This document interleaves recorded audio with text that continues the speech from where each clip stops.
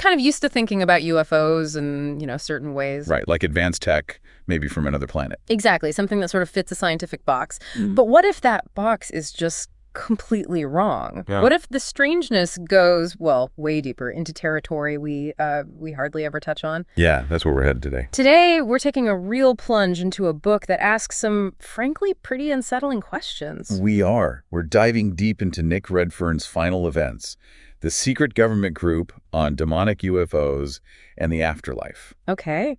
And our mission, really, in this deep dive is to try and understand this really radical alternative. It's not the usual alien explanation at all. No. It's the idea, laid out in Redfern's work, that some secret government group believes UFOs have a much darker, non-human origin, like really non-human. And just so everyone's clear, our guide here is going to be chapter summaries from Final Events itself. That's right. It gives us a path through Redfern's investigation into this shadowy Collins elite, and they're pretty shocking claims. Okay, so let's start with the author, Nick Redfern.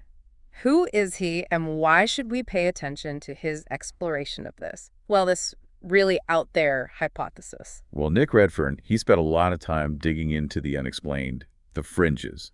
He's written a ton on cryptozoology, government conspiracies, you name it. He's written for places like the London Daily Express, 14 Times, Fate magazine. So he's established in that field. Yeah, and he's also been pretty vocal about UFO disclosure, pushing for classified files to be released. So he's definitely not new to weird mysteries. Right, and it's interesting, even his earlier stuff, like his book on Roswell, he wasn't just repeating the standard alien crash line. No, he wasn't. He was already floating theories about, human experimentation, which was already kind of a step away from the mainstream. Exactly. So he's shown he's willing to, push the envelope a bit. But Final Events, this seems like it takes that willingness to a whole different place, a much more unexpected place. Oh, absolutely. Yeah. His earlier work might have offered alternative earthly explanations, maybe. Mm-hmm. But Final Events, this is something else entirely. It's a fundamental break from the ETH, the extraterrestrial hypothesis. Okay. It's suggesting the UFO thing isn't just unexplained alien tech. Yeah. Maybe it's not alien at all. Not in the way we usually think, anyway. Okay, so lay it out for us. What is this radical alternative? What's the core idea that this Collins elite supposedly believes? Okay, the central idea, based on Redfern's book, is that there's this secret U.S. government group, the Collins elite. Right. And their core belief. The things behind UFOs, not aliens, not ETs, friendly or, hostile. Then what? They believe these entities are, and this is their framing, deceptive demons and fallen angels. Wow. Literally, like minions of Satan trying to reap and enslave our very souls. Okay, hold on. Reap souls. Yeah, and ultimately bring about Armageddon and Judgment Day. So we're talking a full-on Judeo-Christian end times framework applied directly to UFOs. That's exactly it. For anyone listening, this isn't just weird lights anymore. It's framed as a cosmic battle. Yeah. Good versus evil, playing out right here. In our skies, maybe even inside us. That's the implication. The language used in the summaries, it consistently points to that theological view. And Redfern investigated this for years. 4 years, apparently. And his story leans heavily on alleged whistleblowers, insiders. Okay. Including an Anglican priest, Ray Bosch, and others, claiming they were actually part of this Collins elite. And it's important we stress this, right? Redfern is presenting this as their belief. Crucial point, yes. He's like the messenger here, conveying what these sources told her, not necessarily saying this is absolutely true. Exactly. This is what these individuals claiming government ties seriously believed, according to his investigation. So who are these guys, this Collins elite? What else does the book say about them? Well, they're painted as this very shadowy, almost quasi-official government group. Focused on UFOs, but only through this really specific and, frankly, terrifying demonic lens. And they totally reject the alien idea. Completely. Their basic belief is that these UFO encounters, they're not real interactions with ETs. They're faked. They see them as staged, elaborate deceptions designed to mislead us, manipulate humanity. Okay, think about that for a second. If a hidden group in the government actually believed that. Right. It changes everything. Yeah. How they'd react, what they'd prioritize. Their goal wouldn't be science. It would be preventing spiritual disaster, averting the end times they see coming. And this priest, Ray Bosch, he's key to how this story even got out. Seems that way. The summary suggests he was approached by two government scientists. Scientists. Yeah, physicists. But also, and this is important, devout Christians who were apparently in the Collins elite. Oh, wow. And they were supposedly having this major crisis of conscience, moral, spiritual conflicts about their classified UFO work. So they went to a priest. That's the story. They apparently sought him out, and they revealed the existence of the Collins elite and this whole demonic interpretation to him. And Bosch then told Redfern. He became a key source, yeah. Man, imagine that. Top secret UFO researchers, driven by faith, confiding in a priest, who then tells a journalist. It's an incredible claim. It really is. So what did this Collins elite supposedly do? What was their function? Well, they reportedly studied everything, all aspects of UFOs, sightings, landings, even the really sensitive stuff like crash retrievals, abductions. But always with the demon filter on. Always through that framework of demonic deception. Yeah. And their findings, based on this theology, would then potentially, filter up and influence actual government policy, strategy. Think about the implications of that. If a faction in charge really thought they were dealing with demons posing as aliens. Yeah, how would that shape national security research? Yeah. How would they manage public perception? It's pretty chilling to consider. Definitely. Okay, to really hammer home how different this is, we put together a sort of comparison.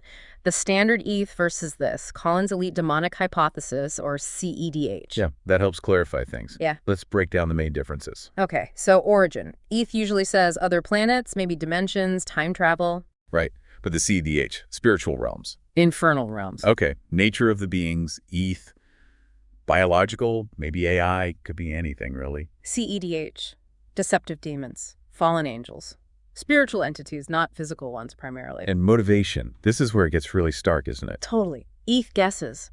Exploration, resources, science, maybe helping us, maybe hurting us, maybe they don't care. It's often unknown. But the CEDH. Oh, it's very specific and very bad. Deception, manipulation, spiritual enslavement.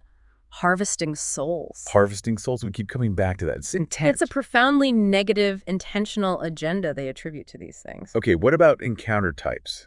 ETH, sightings, landings, communication attempts, abductions that look sort of medical sometimes. Yeah, quasi-medical is a good term. But the CEDH sees it all differently. Sightings are staged, meant to fool us. Encounters are manipulative, designed to cause fear, confusion. And abductions. Terrifying. More like a spiritual or psychological assault, not a medical exam. And finally, the ultimate goal. ETH is often ambiguous, right? Integration, conflict, indifference. We don't really know. Exactly. But CEDH, it's crystal clear in their view. Enslavement of human souls and setting the stage for Armageddon. A completely different endgame. With huge spiritual consequences for everyone listening. Definitely. This table makes it super clear how far out this Collins elite view is. But we have to stress again, right? The book summaries themselves apparently point this out. Yeah?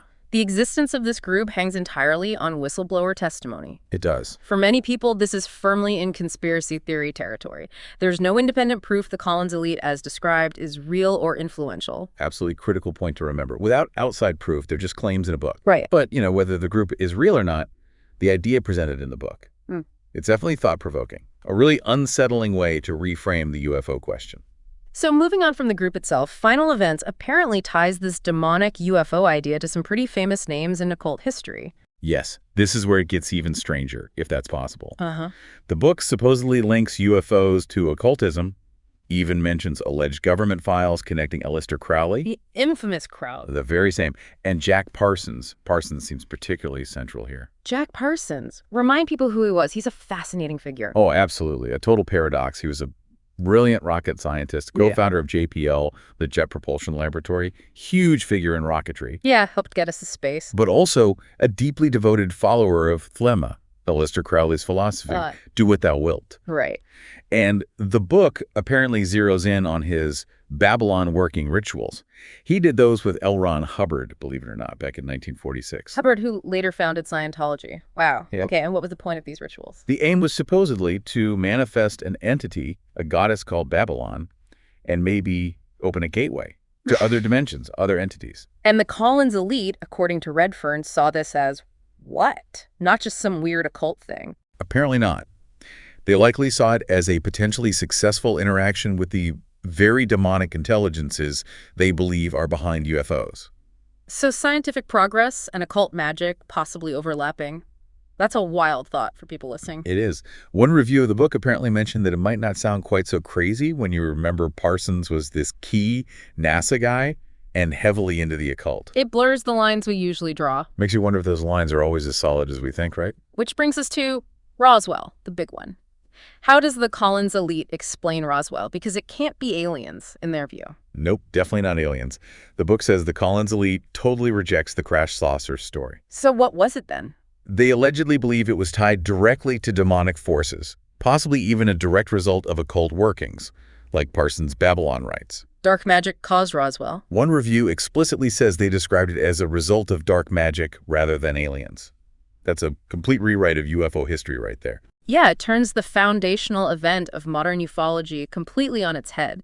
Suggests a spiritual cause, not ET. It really does. And you wonder then about other weird accounts Redfern might bring up, like that British official denying alien bodies, or the Oak Ridge people saying bodies were Asian. Right. While those don't scream demons specifically, they do challenge the standard alien story. So they could potentially fit into this alternative narrative Redfern's sources are building, a narrative where the alien explanation was always a distraction. Exactly. A misdirection, maybe intentional, maybe not, hiding something much weirder and, well, darker, rooted in spiritual stuff, occult forces. It's not just a different answer, it changes the whole question. Reframes the whole modern UFO era. So the dawn of the flying saucer age wasn't about tech from space. It was some kind of spiritual event, a demonic manifestation maybe triggered by occult stuff. That seems to be the implication. It's a deeply uncomfortable idea. Our fascination with UFOs might be linked to something ancient and not friendly. Okay, let's shift to abductions. Another really disturbing part of the phenomenon. How does the Collins elite view those? Well, predictably, through that same demonic filter. Not scientific study by aliens. No. They see abductions as a key part of the big demonic deception. A satanic agenda, the book apparently calls it. Aimed at what? Manipulation. Yeah. Terror. Yeah. Spiritual compromise. Getting inside people's heads and souls. The summaries probably lean heavily on the really negative aspects of abduction reports, right? The fear, the violation. Oh, yeah. The darker, ominous, sinister, horrific elements. Yeah. That definitely fits a demonic explanation better than some of the more neutral or even positive spins you sometimes hear with the EEF. Right. If you look at it through that lens, the consistent reports of trauma aren't just side effects. Exactly. One reviewer noted that some ufologists tend to shy away from the really nasty bits of abduction stories, but Final Events grabs onto them saying, see, this darkness points away from aliens and towards demons. The trauma is part of the point from the demonic perspective. And the book apparently connects modern abductions to older folklore. Fairies, incubi, succubi, demons from history. Yes, that's a classic comparison in paranormal research. Jacques Vallée is famous for exploring this. The idea being that the underlying experience might be the same across centuries, but we interpret it through our current cultural lens.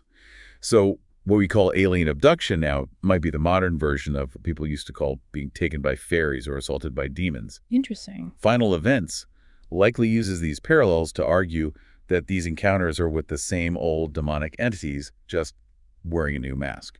So ETH motives for abduction, maybe genetics, study, resources, but the CEDH motive. Spiritual predation. Systematically enslaving souls, that's the alleged goal. It just raises the stakes incredibly high. Yeah, it shifts it from physical or biological threat to something deeply existential, spiritual. Which leads us right into another really weird area Final Events supposedly explores. Let me guess. The soul and the afterlife. Bingo. The connection between UFOs, the human soul, and secret government research into life after death. Okay. How does that fit in? Why would the government, even the supposed Collins elite, be researching the afterlife in relation to UFOs? Well, think about it from their perspective. If these UFO entities are demons, and their goal is harvesting souls. Then you'd need to understand what a soul is. Exactly. Understanding the soul becomes critical. What is it? How does it work? What makes it vulnerable? So government research into consciousness, outer-body experiences, survival after death, it might be driven by this need to understand the demonic threat. That's the alleged connection. Maybe they're trying to figure out how to defend against soul snatching. Or maybe something even stranger, like trying to control consciousness themselves. Wow. That's a leap into metaphysics as national security. It really is. The summaries apparently mentioned Nigel Kerner's work, too, on gray aliens and the harvesting of souls. Redfern apparently sees an alignment there. So it reinforces this really disturbing idea that UFOs might be tangled up with the fate of our consciousness, what happens after we die. Yeah, it pushes everything way beyond just earthly worries. And for government agencies to be looking into this stuff, I mean, it blows past normal science and intelligence work into theology, philosophy. Makes you question the limits of our usual ways of thinking when faced with really weird phenomena. Definitely. Soul harvesting, it's such a chilling phrase. Makes the UFO fear specific, theological, and deeply personal. So where's all this heading? What's the end game in final events?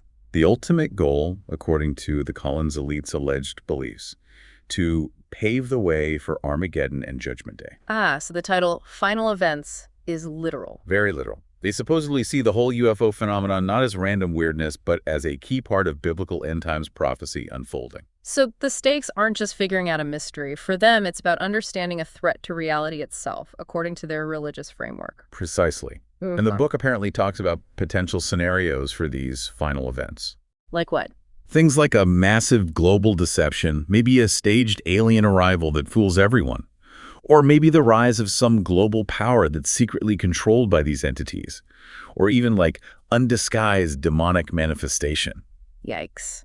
The title really does loom large then. Constantly points to that eschatological end-of-the-world focus. And you mentioned earlier there was conflict within the Collins elite, like those scientists going to the priest. Yeah, that suggests it wasn't all monolithic belief. Even inside this group with these extreme ideas, there was maybe unease, doubt, moral struggle. Adds another layer. It does. And one review apparently suggested Redfern might have his own interpretation of the elite's motives, maybe suggesting they wanted to impose fundamentalist Christianity, though the reviewer wasn't entirely sold on that interpretation. So even within this theory, there are layers of potential agendas. Right. But regardless of those nuances, the core belief system attributed to the Collins elite just transforms ufology completely. It makes it a matter of immediate eschatological urgency. Yeah. It's not just cataloging sightings anymore. It's trying to decode a demonic strategy for the end of the world, a strategy they think is already influencing secret government actions. And the really unsettling part is that mix, isn't it? The known evil, like the traditional idea of demons, combined with total uncertainty about what they can actually do, how they deceive, what the specific plan is. Exactly. It hits both old theological fears and that basic human fear of the unknown. Okay, so let's wrap this up. To bring it all together for everyone listening, Final Events puts forward this incredibly radical, deeply unsettling idea. That the whole UFO phenomenon isn't aliens, it's a demonic deception. Tied to an end times agenda, according to this secret group, the Collins elite. Yep. And the key pieces are the existence and beliefs of this group, the links to occult history like Jack Parsons, rewriting Roswell, seeing abductions as spiritual assaults, and this idea of government research into souls and the afterlife being driven by this demonic threat. And we should say the book sounds like a wild ride, definitely thought-provoking for anyone into this stuff.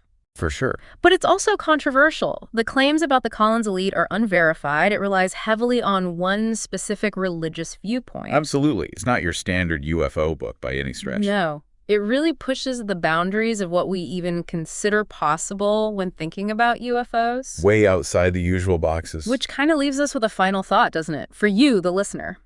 If even a secret group inside the government, as Redfern claims, seriously considered UFOs through this spiritual, this demonic lens, what other possibilities, what other unconventional frameworks might we be missing in our own attempts to understand these persistent mysteries? Yeah. It forces you to wonder, what if modern reality and ancient beliefs about good and evil are intersecting in ways we just haven't really grappled with? Makes you think.